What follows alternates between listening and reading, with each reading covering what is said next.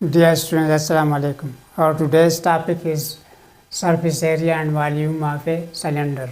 So definition: a 3D shape of two parallel circular bases bounded by curved surface is called a cylinder. तो ये हमारे पास एक cylinder की shape है जिसके दो सर्कुलर बेसिस हैं, एक फ्रंट पर है और एक बैक पर है।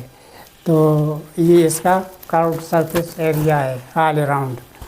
इसी तरीके से हमारे पास ये मार्कर भी एक सिलेंड्रिकल शेप का है और इसके अलावा मुख्तलिफ़ किस्म के पाइप्स भी सिलेंड्रिकल शेप के होते हैं।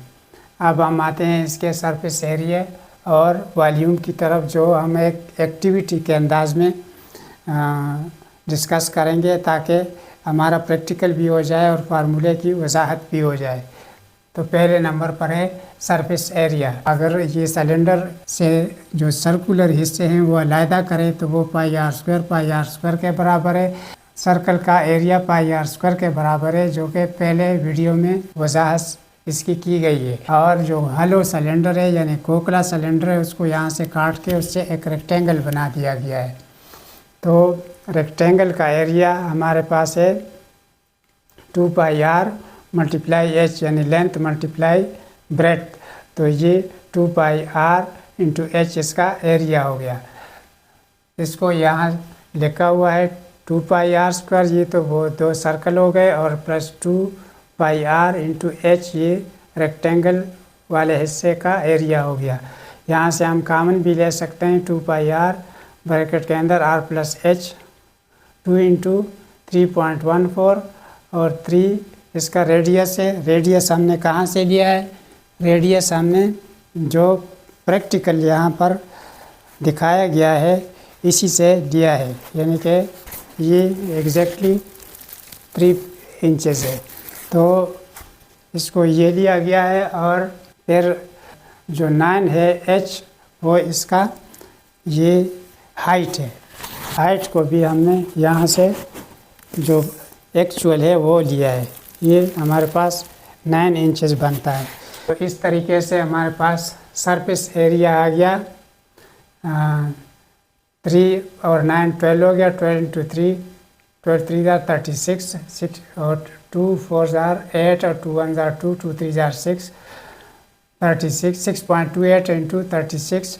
इसको जब हमने मल्टीप्लाई किया तो टोटल कर्व्ड सरफेस एरिया हमारे पास आया 226.08 इंच स्क्वायर। अब हम वॉल्यूम की तरफ आते हैं। उसके दो मेथड्स हैं। पहला method pi r square into h है। पाई आर स्क्वायर वही है जो कि पहले हम वजाहत कर चुके हैं।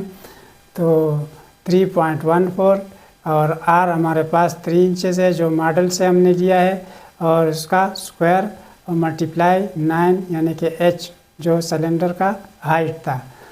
तो 3 3 जार 9 9 9 जार 81 3.14 मल्टीप्लाई 81, इससे 254.34 जवाब आया। अब हम आते हैं दूसरे मेथड की तरफ, यानी कि बाय कन्वर्टिंग टू क्यूबाइड, यानी कि हम इस सिलेंडर को क्यूबाइड में कन्वर्ट कर लेंगे। क्यूबाइड क्या चीज़ है?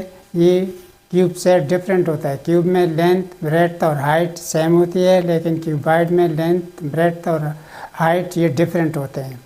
तो इसको हमने इस तरह किया है कि इसको सिलेंडर को 8 पीसीज में कन्वर्ट कर लिया है। नीचे जो 8 पीसीज हैं 1 2 3 4 5 6 7 8, और इसी तरीके से 8 पीसीज ऊपर हैं। तो जो नीचे वाले पीसीज हैं वो हमने यहाँ से लगा दिए। इसके दरमियान में गैप है, उन्हीं गैप में हमने जो ग्रीन वाले हैं वो एडजस्ट कर लिए।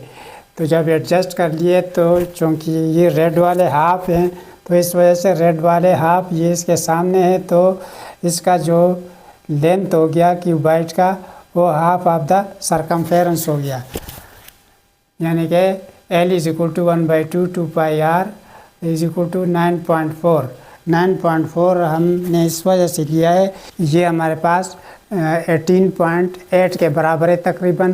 तो 18.8 का हाफ ही 9.4 ही आया। तो अब हमने इसको यहाँ पर कैलकुलेट कर लिया है। 1/2 into 2 pi r into r into h, ये इसका लेंथ आया। और ब्रेथ इसका रेडियस है, यानी कि रेडियस के बराबर ये और ये बराबर है, और ये हिस्सा हमारे जो यहाँ से यहाँ तक लेंथ है ये r के बराबर है। तो r इंटू एच हाइट हमारा, इसको हम दोबारा देख लेते हैं, ये हमारे पास एग्जैक्ट 9 के बराबर है। इस तरीके से जवाब आया हमारे पास पाई r इंटू एच, यानी कि पाई r 9.4 आया ये, और r है 3 जो कि ये विड्थ है, और into 9 height of the cylinder. 9 3 27, 9.4 और 27 को जब मल्टीप्लाई किया गया तो इससे 253.8 आया। थोड़ा सा फ़र्क इससे आया, यानी कि यहाँ पर जो वैल्यू है और यहाँ पर जो वैल्यू है इसमें थोड़ा सा फ़र्क इस वजह से आया कि इसको जब पीसेस में कन्वर्ट करना था तो कुछ इसके चाकू के साथ इसके मामूली ज़ाया हो गए थे, इस वजह से थोड़ा सा फ़र्क आया।